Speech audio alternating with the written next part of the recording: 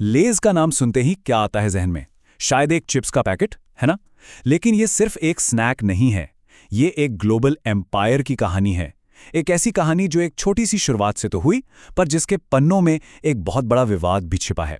तो सबसे बड़ा सवाल यही उठता है कि आखिर एक मामूली सा आलू चिप कैसे एक मल्टी बिलियन डॉलर कंपनी और भारत के कुछ किसानों के बीच एक जबरदस्त कानूनी लड़ाई की वजह बन गया। ये कहानी सिर्फ चिप्स की नहीं है, ये कहानी है व्यापार की, अधिकारों की और बहुत कुछ। तो चलिए इस कहानी को बिल्कुल शुरुआत से समझते हैं। हर बड़ी कहानी के पीछे एक इंसान होता है और यहाँ वो थे हरमन ले, एक साधारण से सेल्समैन जिनके पास बिजनेस का एक असाधारण दिमाग था। और देखिए कि लेस का सफर कितनी तेजी से आगे बढ़ा। जरा सोचिए, 1930s में अपनी कार के बूट से चिप्स बेचने से लेकर सिर्फ 30 साल के अंदर अंदर कुछ स्मार्ट मर्जर और जबरदस्त मार्केटिंग के दम पर लेज अमेरिका का एक बहुत बड़ा नाम बन गया। मतलब ये एक जबरदस्त छलांग थी। और फिर आया वो एक स्लोगन जिसने सब कुछ बदल कर रख दिया। शर्त लगाओ, एक खाके रुक नहीं पाओगे। ये सिर्फ एक टैगलाइन नहीं थी, ये तो एक चैलेंज था। एक ऐसा कल्चरल मोमेंट बन गया जिसने लेज को बस एक चिप्स के पैकेट से उठाकर हर घर की पसंद बना दिया। सच में एक मार्केटिंग मास्टर स्ट्रोक था ये। लेकिन लेज की कामयाबी का राज सिर्फ मार्केटिंग में नहीं था। वो ये बात अच्छी तरह जानते थे कि असली बॉस तो टेस्ट ही है। तो 1950s में जब उन्होंने फ्लेवर्ड चिप्स उतारे तो उन्होंने स्नैक्स की दुनिया में एक तरह की क्रांति ही ला दी। और यही इनोवेशन उनके टॉप पर पहुंचने की असली वजह बना। तो अमेरिका में तो लेज ने झंडे गाड़ दिए। अब कहानी का रुख करते हैं भारत की तरफ। एक ऐसा मार्केट जो मौकों से तो भरा था, लेकिन जहां के अपने चैलेंज थे, अपने स्वाद थे। सवाल यह है कि लेज ने इस बाजार को कैसे जीता? और यहां लेज ने जो किया वो उनकी कामयाबी का सबसे बड़ा सीक्रेट है, लोकलाइजेशन। उन्होंने ये गलती नहीं की कि अपने अमेरिकन फ्लेवर्स को हम पर थोप दें। नहीं, इसके बजाय उन्होंने भारत के टेस्ट को समझा और इंडियाज़ मैजिक मसाला, मिंट चटनी जैसे फ्लेवर्स लॉन्च किए। मतलब सोचो ग्लोबल, करो लोकल का एकदम परफेक्ट एग्जाम्पल। और सिर्फ फ्लेवर्स ही नहीं, उनकी मार्केटिंग भी बिल्कुल देसी थी। चाहे वो फाइट फॉर योर फ्लेवर हो या फिर स्माइल कैंपेन, उनके सारे एड कैंपेन्स सीधे भारतीय नौजवानों से कनेक्ट करते थे। उन्होंने सिर्फ चिप्स नहीं बेचे, उन्होंने एक ऐसा एक्सपीरियंस बेचा जो एकदम इंडियन था। लेकिन भारत में लेस का सफर इतना भी आसान नहीं था।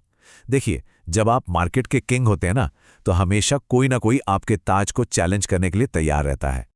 और लेस का दबदबा कितना था ये देखिए, लगभग 45% मार्केट शेयर, मतलब आधा बाजार सिर्फ उनका था। ये एक तरफा राज था। वो स्नैक्स की दुनिया के बेताज बादशाह थे। और फिर हुई एंट्री बिंगो की। आईटीसी, जो खुद एक बहुत बड़ा इंडियन ब्रांड है, अपने टेढ़े मेढ़े चिप्स और अनोखे एड्स के साथ मार्केट में उतरा। इसने लेज के राज के लिए एक सीरियस चैलेंज खड़ा कर दिया और यहीं से भारत का चिप वॉर और भी ज्यादा दिलचस्प हो गया। तो अब तक तो लड़ाई फ्लेवर्स और मार्केट शेयर की थी। चलिए अब कहानी के सबसे विवादित मोड़ पर चलते हैं।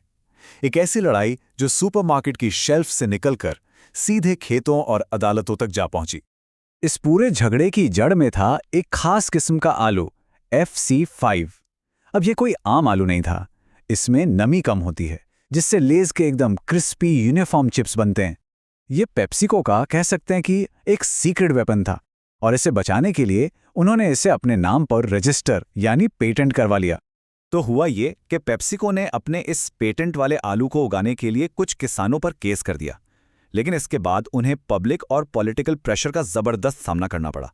बात इतनी बढ़ गई कि उन्हें केस वापस लेने पड़े। लेकिन कहानी यहीं खत्म नहीं हुई।